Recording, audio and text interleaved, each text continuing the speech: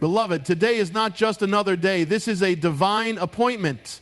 You did not come here by accident, and you are not reading these words by chance. The Spirit of the living God is stirring something deep within you right now, a hunger, a longing, a cry for healing, for restoration, for deliverance.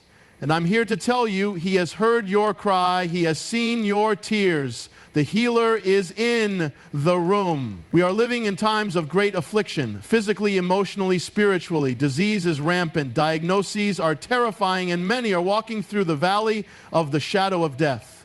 But hear this. There is a remedy, there is a balm in Gilead, and it's not found in man's wisdom or in the latest innovation. It's found in the eternal Word of God. For centuries, the Psalms have been the cry of the broken, the praise of the redeemed, and the strength of the weary. These are not mere poems or ancient songs. They are divine weapons. They are spirit-breathed medicine for the soul and the body. When the psalmist lifted his voice in anguish, in praise, in faith, he unlocked heaven's response. And those same words, anointed by God, still carry healing power today. Today, we're not just going to read the Psalms. We're going to declare them. We're going to believe them. We're going to receive them. Because healing is not just an event, it's a promise. And that promise is wrapped in the words we're about to unfold. You see, the Word of God is alive. It doesn't return void. When God speaks, creation responds, mountains move, waters part, chains break, and disease must bow. These 6 Psalms we're about to dive into, each one carries a specific mantle, a specific anointing, a divine key to unlock healing in different areas of your life. Some of you have been battling for years. Others have just received a diagnosis that shook your world. Some are standing in the gap for a loved one. But whatever your condition, whatever your burden, the Lord is the same yesterday, today, and forever. And His Word still heals. So prepare your heart. Open your spirit. This is not a lecture. This is a holy encounter. We are stepping into sacred ground. As we go through these 6 powerful Psalms, don't just listen, engage. Don't just hear, proclaim. Let your faith rise, for the healer walks among us. And where His word is spoken in faith, miracles follow. Let us begin this journey, not with doubt, not with fear, but with bold expectation. Because the God who wrote these Psalms is the God who heals you. The Word of God is not a collection of ancient texts or spiritual platitudes. It is alive. It breathes. It moves. It cuts and it heals. The Psalms in particular carry a unique anointing because they were birthed in the raw trenches of human experience. Written by men who wept, who feared, who rejoiced, who stumbled, and who stood again through the strength of their God. These aren't just sacred songs. They are encounters. They are cries that reached heaven and received divine reply. When you open the book of Psalms, you're not just reading the heart of David or Asaph or Moses. You're stepping into a conversation between man and the Almighty. And here's the mystery. Though these words were written thousands of years ago, they are timeless, eternal. They have the same power today that they had the moment they were penned, because the Spirit that inspired them is still moving, still healing, still speaking. The reason the Psalms are so powerful in healing is because they don't just speak to God, they also speak for God. They carry His character, His promises, His heartbeat. In times of sickness, fear, pain, or despair, they become a divine prescription, one that reaches deeper than any medicine ever could. You can read Psalm 1:3, "Bless the Lord, O my soul, and forget not all His benefits, who forgives all your sins and heals all your diseases," and realize that you're not just quoting Scripture, you are declaring a covenant. That verse is a legal spiritual contract sealed by the blood of Jesus. It's not a wish, it's a truth. It's not a poetic flourish, it's an eternal reality. And when you speak it aloud, when you own it in your spirit, something shifts. Cells respond, bones strengthen, peace enters. Because the Word of God is not passive, it is active. It goes forth, it penetrates, it transforms. Doctors can diagnose, but the Word defines. The world can speak prognosis, but the Word speaks promise. And when the Psalms are spoken with faith, they become like divine keys unlocking closed doors. Doors of healing, restoration, hope. This is why the enemy works overtime to keep your Bible closed. This is why weariness comes when you try to read, because hell knows that when a child of God begins to declare the word, especially the Psalms, healing begins to flow, not because of the person, but because of the power behind the word. So understand this, when you hold the Psalms in your hands, you're not holding pages, you're holding power. Power to rebuke disease, power to command peace, power to breathe again. And the more you speak it, the more it speaks into you. Healing starts not in the body, but in the spirit. And the Psalms reach the deepest places even medicine cannot touch.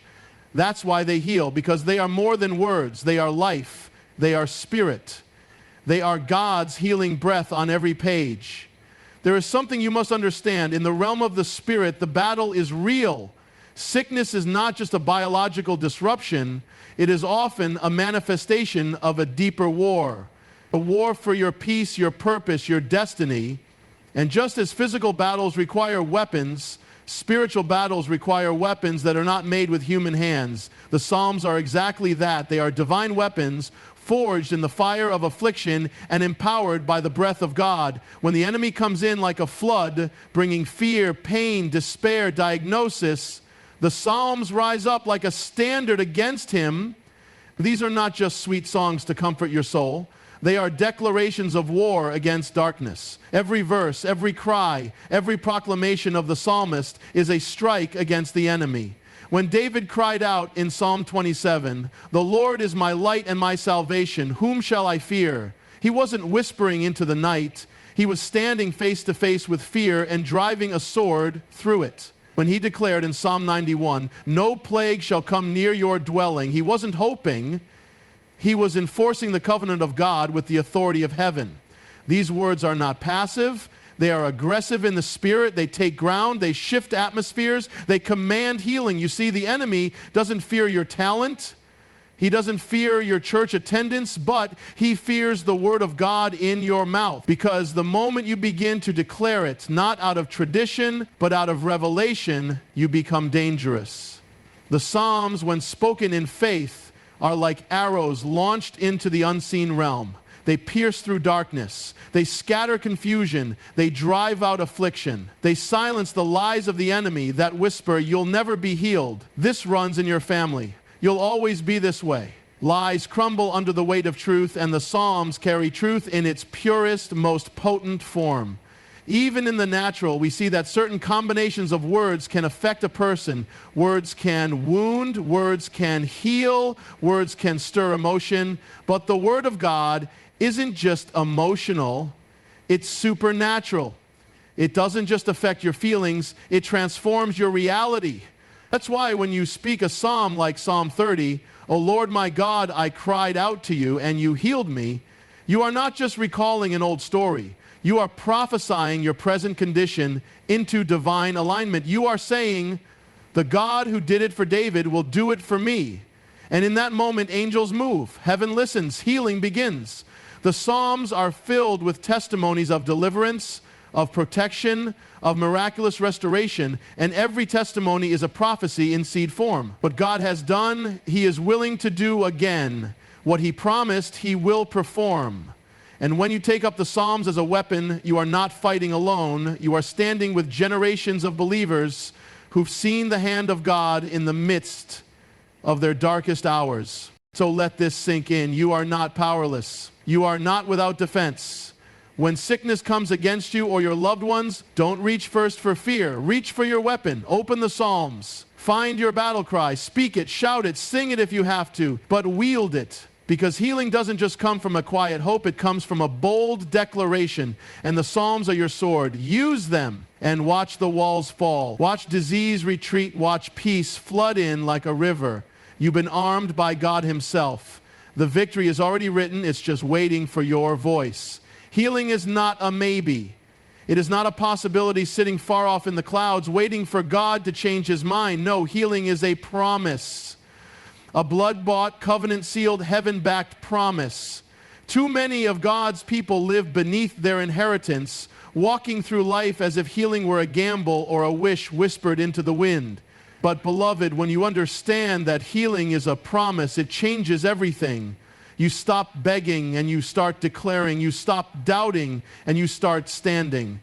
because what God has promised, he is obligated by his own nature to fulfill. The Psalms are saturated with this reality. Over and over, the psalmists cry out in sickness and pain, and every time they find God not reluctant but ready, not distant but near, not silent but speaking. And what does he speak? Life, restoration, healing. Psalm 41 doesn't say God might heal. It says the Lord will sustain him on his sickbed and restore him from his bed of illness. That's not suggestion. That's certainty. That's covenant talk. That's the language of a God who is not just able to heal, but willing. People often ask, is it God's will to heal me? The answer is not hidden. The answer is revealed in his word. Psalm 1:3 makes it plain. He forgives all your sins and heals all your diseases. It doesn't say some. It doesn't say the easy ones. It says all. Because healing isn't a separate thing God does. It's a part of who he is. Just as he is love, he is the healer. He's not part-time, not occasional, not selective. His nature doesn't change based on your symptoms or your past or how long you've been waiting. The promise stands firm. You see, every promise in Scripture is anchored in the unchanging character of God. And he is not a man that he should lie. If he said it, he will do it. If he promised healing, then healing belongs to you, not as a favor, but as a right purchased by the blood of Jesus. That cross was not just for your salvation, it was for your wholeness. By his stripes you are healed, not you might be, not you could be, you are. That's the voice of divine certainty. But here's where the Psalms make it so real. They show us that healing doesn't always happen in one moment, but it begins with one decision: to believe. The psalmist didn't always see immediate relief, but he always clung to the promise. He praised in the pain. He sang in the sorrow. He trusted in the valley. And suddenly, but it came, because the promise cannot return void. This is where many lose heart. They pray once, see no change, and think the promise has failed. But the truth is, the promise is like a seed. When you speak it, when you declare a healing psalm, you are planting divine truth in the soil of your spirit. And the moment it hits the ground, it starts working. Roots begin to form. Healing begins to rise. You may not see it with your eyes yet, but in the spirit realm, the shift has already begun. Heaven has already answered. The promise is already moving. And if you hold to it, if you refuse to let go of what God has said, you will see the fruit. That's what the Psalms teach us. They are a record of promises kept, of lives restored, of diseases defeated. And they are not just David's story. They are your story, your testimony in waiting. Healing is not a distant dream. It's a promise that's already been spoken over you. It's in the Word, it's in the covenant, it's in the Psalms. And it's waiting for you to claim it with unwavering faith. So stop hoping like a beggar and start standing like a son. Stop praying as if you're trying to convince God to care. He already does. He already paid the price. The promise is already yours. The question is not if he will heal. The question is, will you believe him for it? Because when you do, when you dare to believe the promise written in these Psalms, healing will follow. It has to. The word cannot fail. The promise cannot die. The God who made it is still on the throne, and he is still healing today. There is something deeply comforting, yet profoundly empowering in the revelation that your condition, your diagnosis, your pain, your fear does not intimidate God. He is not shaken by the severity of your sickness. He is not overwhelmed by your symptoms. He is not surprised by the report you receive. God has never looked at a human condition and said, "That's too much for me." No, he is the Lord, the great physician, the Alpha and Omega. He saw the end from the beginning. He knew about the battle before it ever touched your body, and he had already written your victory into the story. One of the enemy's greatest lies is that your situation is somehow the exception, that your illness is too complicated, too chronic, too far gone for God to heal. That lie is designed to shrink your faith and magnify your fear. But when you open the Psalms, you find a different story. You find proof that God steps into the most hopeless, the most painful, the most desperate circumstances and brings healing with just a word. David cried out in anguish more than once on the edge of death, surrounded by enemies, tormented in his soul and body, and yet every time God responded, every time God healed, every time God lifted him up. Not because David was perfect, but because God was faithful. Psalm 34:19 says, "Many are the afflictions of the righteous, but the Lord delivers him out of them all." That word all is not decorative, it's divine. It includes every type of affliction, whether physical, emotional, mental, or spiritual. Whether it's the first day of a diagnosis or the 10th year of pain, whether it's cancer, diabetes, depression, anxiety, or something the doctors can't even explain, God delivers out of them all. Your condition may look complicated to man, but it is simple for the Creator. The one who formed you from dust can restore what's been broken. He knows your DNA. He numbered your cells. He breathed life into your lungs. And that same breath still moves today. Psalm 147:3 says, "He heals the brokenhearted and binds up their wounds." This healing is not just physical. God heals holistically. He sees the trauma beneath the sickness. He sees the weariness behind the smile. He sees the secret battle you haven't told anyone about. And he cares deeply, so deeply in fact, that he's not just willing to heal you, he is pursuing your healing. He is drawing near in your pain. That's the kind of God he is. He's not standing far off, waiting for you to get stronger. He's moving close, speaking peace into your storm, bringing comfort even in the chaos. It's important to understand this. Healing isn't about you earning something. It's not about being holy enough, praying long enough, or quoting scripture perfectly. Healing is about the nature of God. It's about who he is, and he is Jehovah Rapha, the Lord who heals you. The Psalms reflect this heart over and over again. They show us a God who does not walk away from suffering, but steps into it and redeems it. A God who does not ignore pain, but transforms it into praise. When you read Psalm 6, where David cries, "Have mercy on me, Lord, for I am weak. Heal me, Lord, for my bones are in agony," you see that God isn't turned off by weakness. He responds to it. In fact, he often moves the most powerfully in the places where we feel the most powerless, because it's there when the doctor has no answers, when the medicine has stopped working, when the nights are long and the tears won't stop, that we discover just how strong he truly is. He does not require perfection to heal. He requires surrender. He doesn't need you to impress him. He wants you to trust him. So stop measuring your situation against your strength and start measuring it against his. The God who split the sea, who raised the dead, who opened blind eyes and restored leprous skin. He has not changed. And he's not intimidated by what you're facing. He's bigger than your diagnosis. He's stronger than your symptoms. He's greater than your fear. Your condition is not the end of the story. It's the place where his glory is about to break in. When you speak the Psalms, you're not just reciting ancient prayers. You're inviting the eternal God into your present pain. And here's the truth. You don't have to understand how he will heal you. You just have to believe that he will.